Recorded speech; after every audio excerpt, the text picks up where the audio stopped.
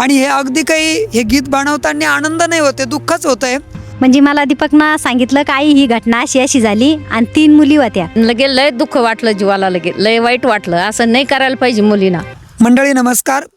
काल मी दीपक शिंदे इन्फॉर्मेटिव्ह या चॅनलवरती एक व्हिडिओ अपलोड केला होता आणि त्या चॅनलवरती बोलता बोलता मी बोललो की खरंच कळत नाही मला कशी सांगू तुम्हाला कलियुगाच्या नात्याची व्यथा. अहो व्हिडिओ कॉलवरती जळताना बघितली आई 3 मुलींनी आपल्याच बापाची चिता.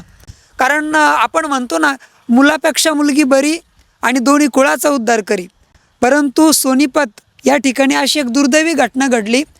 आई वडिलांनी 3 लेकींना जन्म दिलेला आहे, त्यांना लहानचं मोठं केलं, 2 शिक्षिका केल्या, त्यांना टीचर बनवलं, शिक्षिका बनवलं. तर या मुलींनी विचारपूस तर सोडा, पण जेव्हा त्या वडिलांनी शेवटचा श्वास घेतला तर या 3पैकी एक सुद्धा लेक त्या वडिलाजवळ नव्हती. किती दुर्दैवी घटना ही घडली. आणि आपण म्हणतो की मुलापेक्षा मुलगी बरी आणि दोन्ही कुळाचा उद्धार करी. अर्थातच जगातल्या सगळ्याच मुली वाईट आहे असं बिलकुल म्हणणार नाही मी. अशा कितीतरी मुली आहेत, एक वेळेस मुलं सांभाळत नाही पण मुली सांभाळतात, अशा पण आपल्या समाजात या घटना आपल्याला बघायला मिळतात. त्या सर्वांचं तर हृदयापासून स्वागत आहे. आणि अर्थात आई 3 शिक्षिका होत्या आणि असं म्हणतात की गुरुजीने आयुष्य द्यावे धडे, आपुला आदर्श ठेवणी पुढे. परंतु अशा शिक्षिका ज्या शेवटच्या क्षणी आपल्या बापासाठी येऊ शकल्या नाही, आपल्या हाताने त्यांना पाणी पाजू शकल्या नाही, आपल्या विद्यार्थ्यांना काय संस्कार देताना हा मात्र प्रश्नच पडलेला आहे. परंतु असं होऊ नये म्हणून आईने एक गीताची रचना केलेली आहे. तर आई काय सांगसाल तुम्ही? मनी माया राथिले की लाग काय करता लेकाला, त्याच लेकीना वृद्ध आश्रमात ठेवलं बापाला. बाई त्याच लेकीना वृद्ध आश्रमात ठेवलं बापाला. म्हातारपणी काम या त्यानं बापाना केली ग धावपळ.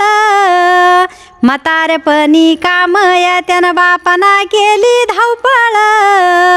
एकवी नव्हती जवळ अंत समयाच्या वेळ. बाई एकवी नव्हती जवळ अंत समयाच्या वेळ.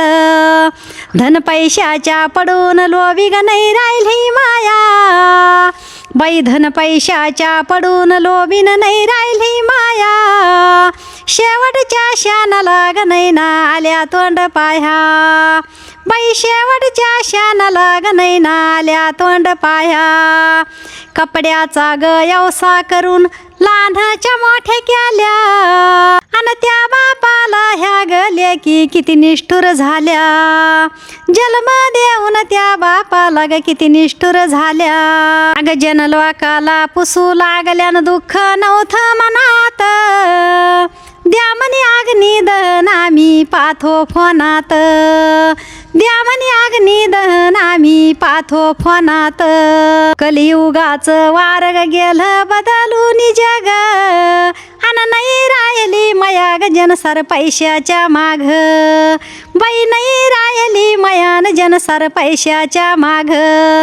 लेक लेकीना विचार कराव एवढा मनाला.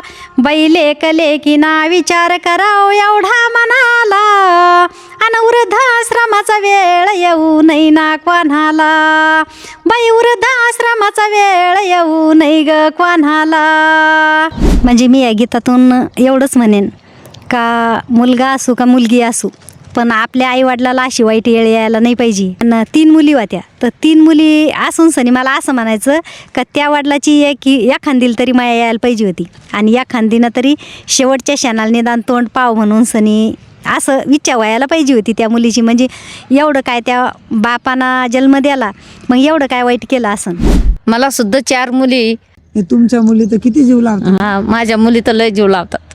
भरोसा बसा ना, पण असं नाही करायला पाहिजे मुलींना. ही घटना ऐकून तुम्हाला कसं दुःख वाटलं, लगे लय दुःख वाटलं जीवाला. लगे असं नाही करायला पाहिजे मुलींना. कलियुगात खूपच बदलून लय बदलून चाललं. लगे नाही करायला पाहिजे, कोणाच नाही करायला पाहिजे. एका मुलांना नाही मुलींना नाही करायला पाहिजे.